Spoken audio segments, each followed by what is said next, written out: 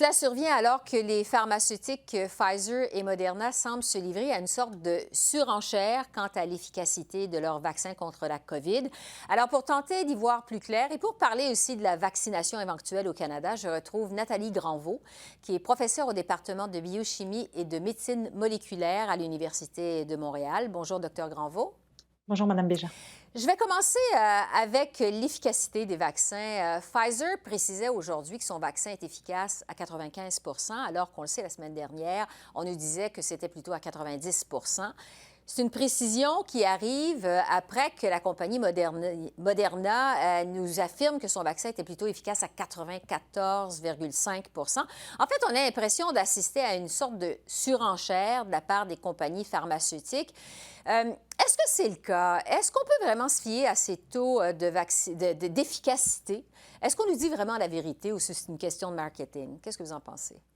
Ben écoutez, je pense qu'on nous dit la vérité dans le sens où ils regardent les chiffres qu'ils ont. Donc, si on fait le calcul, effectivement, on est soit 94,5, soit 95 avec les chiffres qu'ils annoncent. Mais par contre, je serais très prudente sur l'exactitude à long terme parce que de toute manière, plus ils vont avoir de personnes qui vont être évaluées, plus ces chiffres-là vont bouger.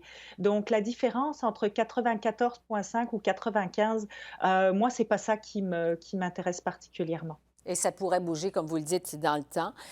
Sur l'approbation maintenant, tout le monde, évidemment, est en attente de ce fameux vaccin. On a hâte d'en finir avec la COVID. Les autorités de la santé publique nous disent que le vaccin de Pfizer pourrait être approuvé par Santé Canada aussitôt qu'au mois de janvier. On sait qu'aux États-Unis, ça va se faire dès le mois de décembre. Donc, est-ce que c'est réaliste de penser que ce vaccin pourrait avoir le feu vert des autorités canadiennes dès le mois de janvier?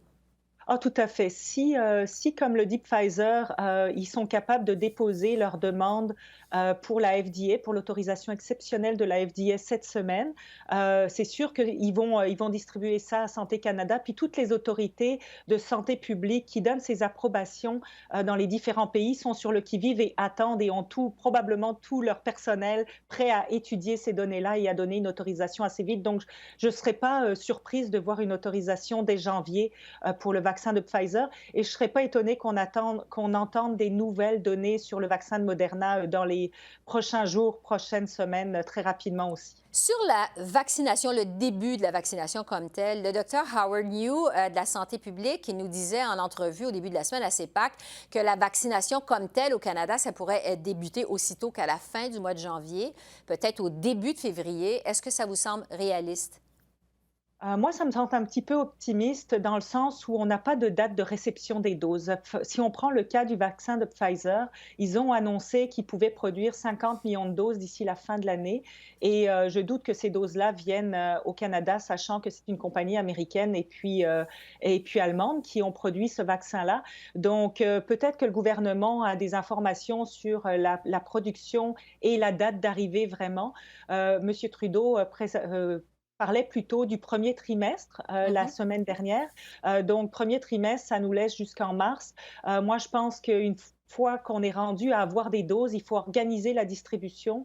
Peut-être que quelques vaccins vont être faits très tôt, mais je pense qu'une vaccination plus massive, moi, je verrais ça plutôt après le mois de mars. Puis je reste persuadée que si on est capable de le faire au mois de mai, on sera déjà en très bonne posture. Bon, vous parlez justement d'organiser la vaccination sur ce plan de vaccination parce que je le disais d'entrée de jeu, le gouvernement Trudeau vraiment a été pressé de questions par les partis d'opposition aujourd'hui afin de révéler comment ils comptent vacciner massivement les Canadiens.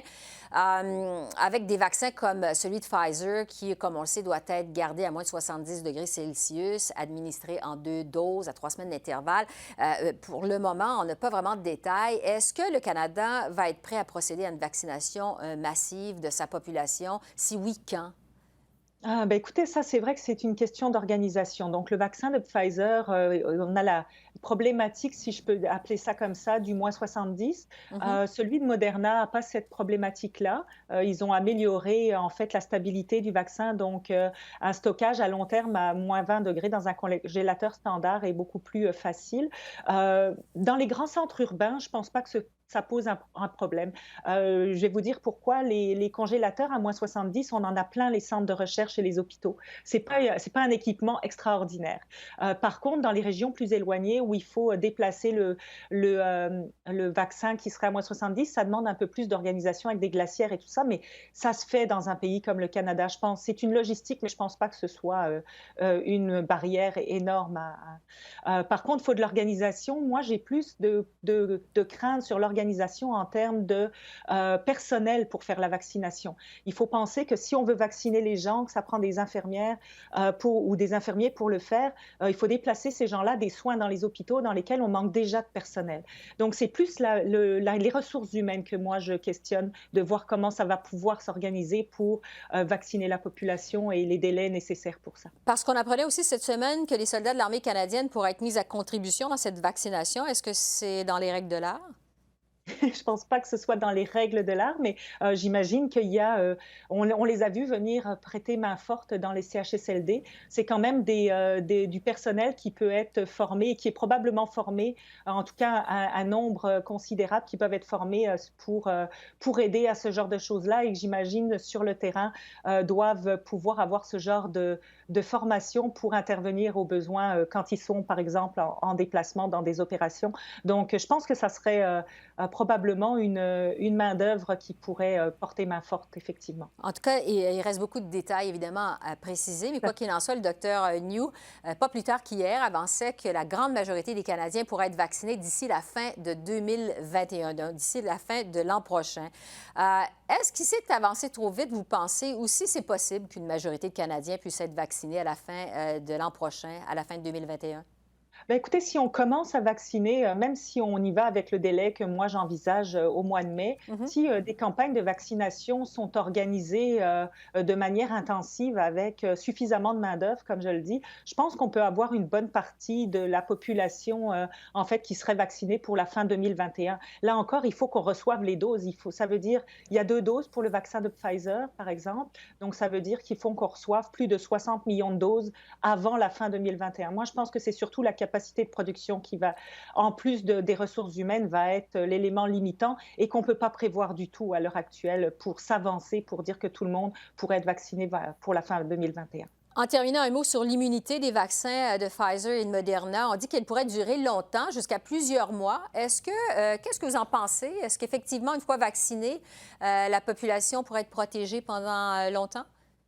Écoutez, ça se peut, mais on n'a aucune donnée à ce Mhm. sujet-là, donc je reste très, très prudente sur cet élément-là.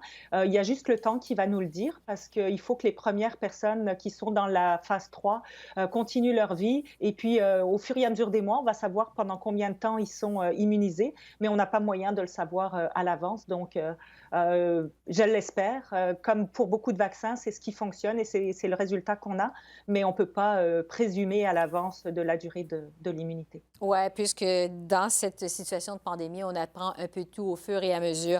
Nathalie Granvaux, merci beaucoup pour vos lumières. Merci. Merci à vous pour Au revoir. l'invitation.